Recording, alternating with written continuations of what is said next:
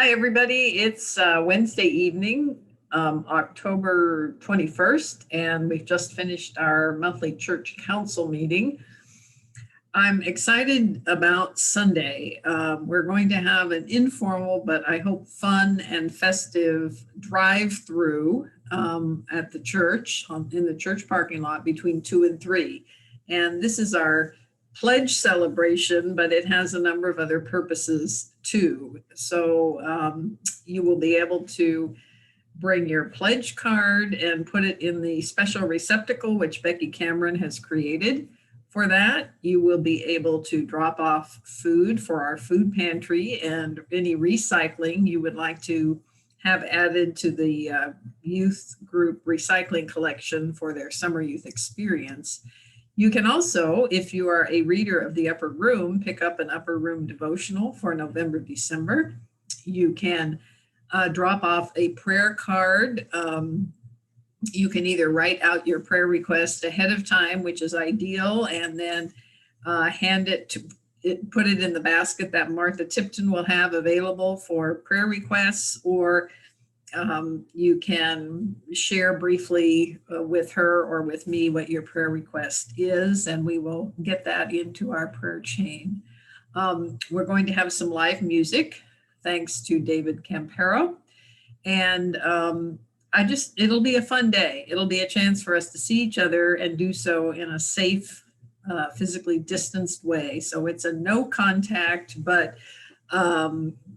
joyful time. And so if you are able, I hope you will drive over on Sunday, and I look forward to greeting you. I'll be the greeter as you come into the parking lot. So this is the way we've decided to do what we would normally do in a worship service in person, to collect pledges.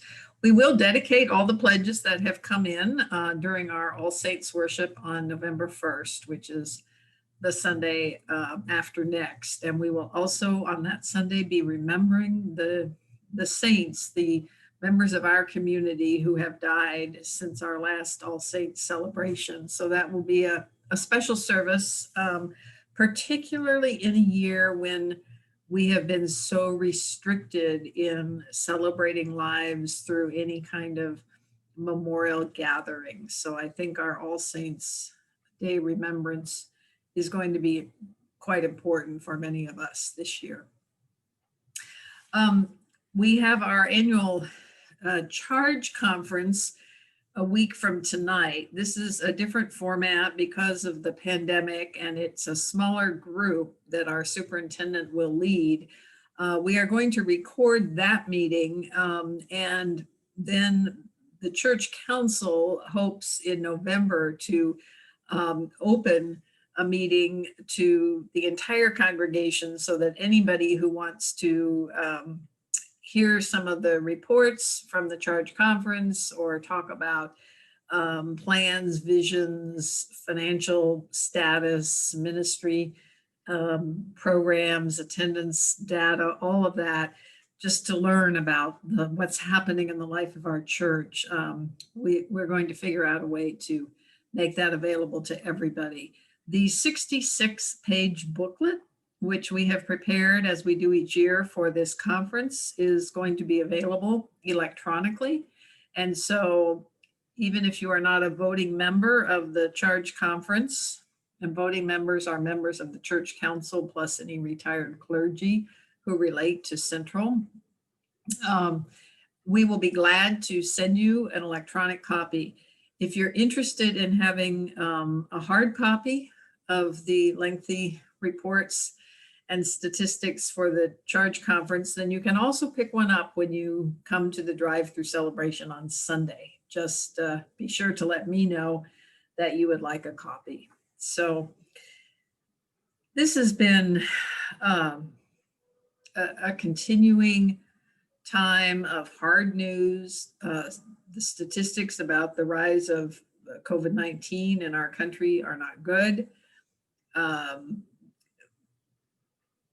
We are continuing to plan for the possibility of worshiping in our sanctuary in November, but I'm keeping a very careful eye on what's happening in San Joaquin County, because our primary concern as a community is to make sure that everybody is safe.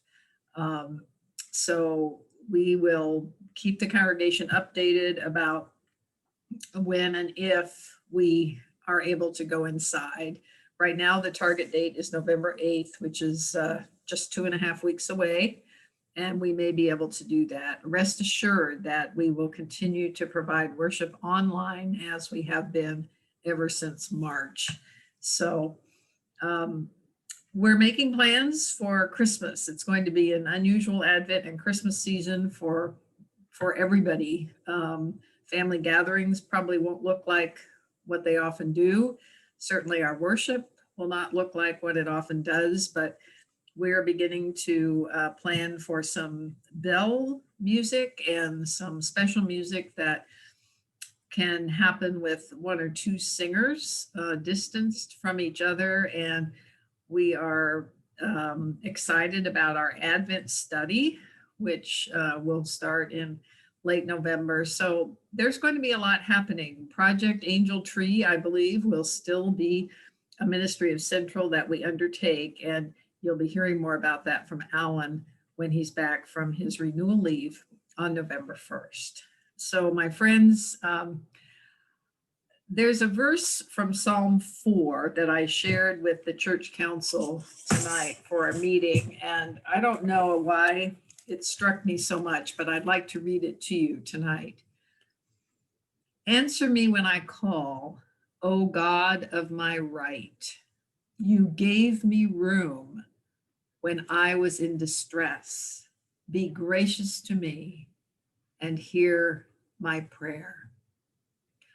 All over our community, our church, and our world, prayers arise for healing, for hope, for food, for both physical and mental health, for calming of the anxiety that so many of us feel about the upcoming election and all the uncertainty that this particular election brings. So my prayer today and always is that we will experience and be able to rest in the room that God provides for us, even in times of distress and hardship. I am enormously grateful to be in ministry with you, and I hope to see you on Sunday. Bye-bye.